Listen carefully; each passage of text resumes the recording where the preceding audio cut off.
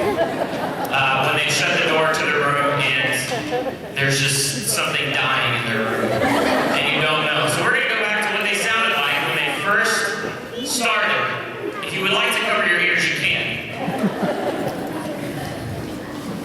Firstly, show me how you all like sit with like the first day. I mean, goodness. This is what we have to deal with, people. All right, on three. Oh goodness, let's put your legs down there. On three, you're gonna make the best sound ever. Here we go. Ready? 1, 2, 3.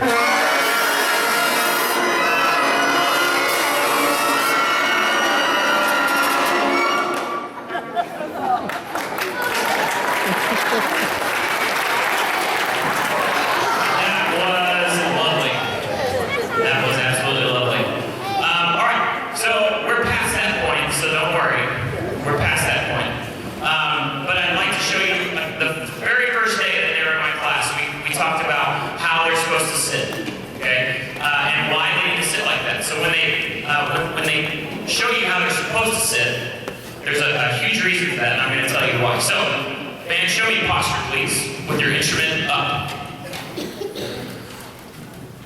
Notice they're sitting on the edge of their chair, their feet are flat on the floor, and they just look like they mean business, which is really cool. It's really, really awesome. So, go and relax. Why do we have them sitting like that? Because we want to torture them. Because for the most part, all day they're sitting like this at their desk. No, I'm just kidding. For them, it's mostly about airflow. When they're sitting up straight, there's maximum airflow that they can use to blow through their instrument. And some of you already know this. How many of you in the audience have actually played an instrument before? Oh wow, that's a lot. So we'll just move on to the very end. You guys don't even need to know. No. Yeah, so we learned that the very first day. Watch this. Show me posture. Too slow. Relax. Show me posture. And see? Alright, relax. Good. So that's that. Now, each instrument is built in a different key, and so I'm going to tell them to play their concert F. So if I ask a flute player to play concert F, Sophia, what am I going to play? Well, just say it. F. She's built in the key of C. Clarinet player. If I say play in the key of F, Madeline. Oh, she doesn't want to be on the mic. What note are we going to play? G. G. Yes, a G. Let's do a tricky one. Ooh, Olivia Burns. Our only French horn player. Olivia Burns, what note are you going to play in your concert F? C. C. So they all have different notes that they're going to play, but they're all going to sound the same. All right? Everybody, show me posture. Instrument up.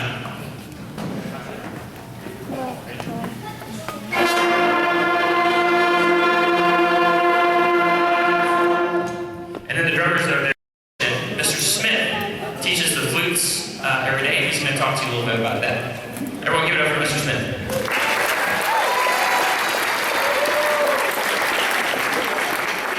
The first thing that we learn to do in the flute class is just to get any kind of sound out of the head joint at all. So we have to make an embouchure, we have to figure that out.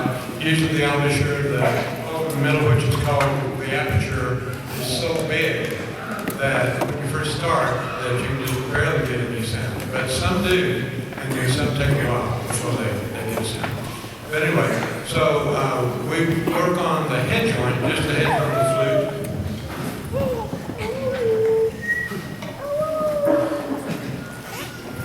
For a while, just this part right here. And by playing the different notes you can get on the head joint, it gradually starts tightening out this area in the middle, and the aperture, the opening gets smaller and smaller over time. And it's still in the process of getting to that point. But anyway, you'll notice that we will play a closed-end note where we close the end of the flute, and we will play an open-ended note. And the high note that comes out on the open end is the tough one to get. That's the one that we're waiting on still. And but some of us are getting used, some of us aren't. Also, we've developed far enough along now that we are doing the very beginning of double tongue, which is a type of starting the notes with the tongue where you can go extremely fast, but we're going extremely slow right now. And this will come along very gradually, and eventually they'll be going so fast you won't believe it. And that'll be within, at the end of this year, they'll be going really fast, and then at the end of next year, they'll be going so fast you won't believe it. So,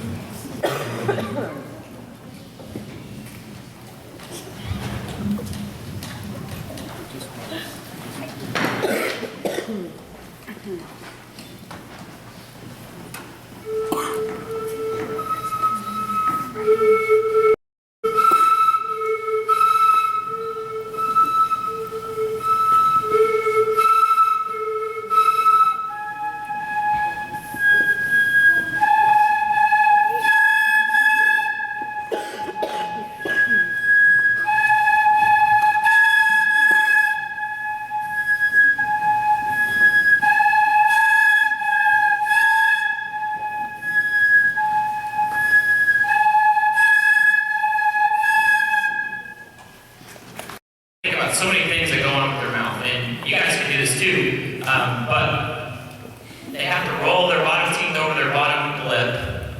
Wait, that makes no sense. They have to roll their bottom lip over their bottom teeth, and then their top teeth go on the top of the mouthpiece, and then they kind of have to form a shape around it. I always tell them it looks really ridiculous. Show me your ridiculous amateur face without your clarinet in your mouth. Yeah, it kind of looks like they just ate a lemon, right? And so they have to think about having a flat chin and making sure that the clarinet mouthpiece is sticking straight out, sticking halfway down, all that kind of stuff. So this is kind of an interesting noise, but we're going to play a little bit for you on just this part of the clarinet.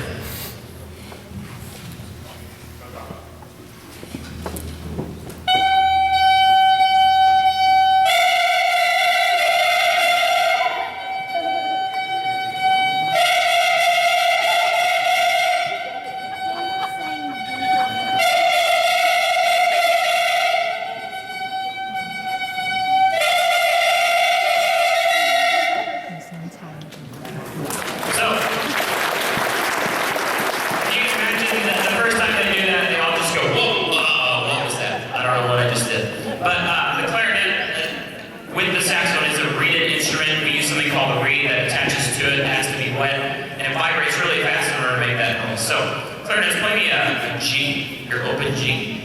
Here we go.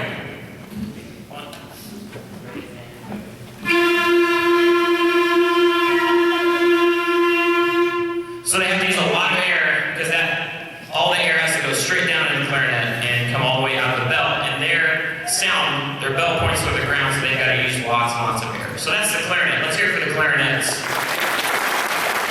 Stick all the same way. So a couple of things I like to remind them every day, is they need their thumb to go up and down the stick, like that.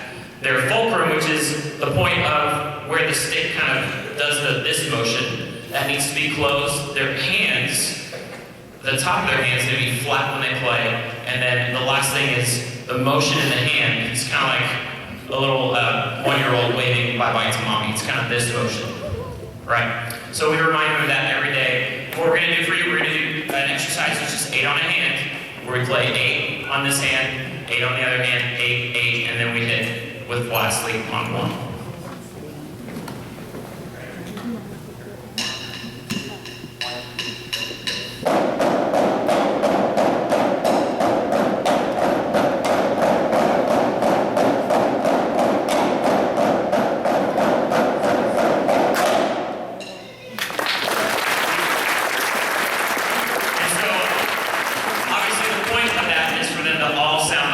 Because if it was all just random, it would be really cool.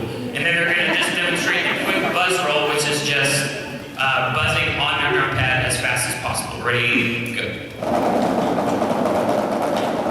And stop. And they love doing that before and after class, over and over and over and over. Cool. So let's give it up one more time for the percussion.